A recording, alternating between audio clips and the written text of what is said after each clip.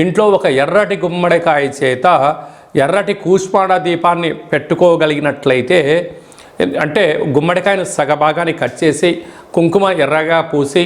ఇంట్లో ఈశాన్యంలో కానీ పూజా మందిరంలో కానీ అష్టదళ పద్మాన్ని ముగ్గురు కుంకుమతో వేసి ఒక దోషడు ఉప్పును పోసి వాటిపైన ఒక దోషడు తెల్ల ఆవాలను పోసి ఈ యొక్క దీపాన్ని గుమ్మడికాయని పెట్టి అందులో సమృద్ధిగా నూనెను పోసి 8 వైపులా 8 ఒత్తులు పెట్టి దీపాన్ని వెలిగింపజేసి, అంటే చక్కెర పొంగలి కానీ పులగాని కానీ పెరుగన్నాన్ని కానీ నైవేద్యంగా ఏర్పాటు చేసి మీ మనసులో ఏదైతే ఉందో కోరుకొని ఒక 108 సార్లు ఓం కాలభైరవాయ నమః అనేటువంటి మంత్రాన్ని ఉచ్చరింపచేసి అయిన తదనంతరము వీటిని చాకలి వాళ్ళకు దానం చేసినట్లయితే మనకు ఉండబడినటువంటి జాతకంలో ఉండబడినటువంటి రుణ సమస్యలు, రోగ సమస్యలు, శత్రు సమస్యలన్నీ కూడా గాలిలో కలిసిపోయి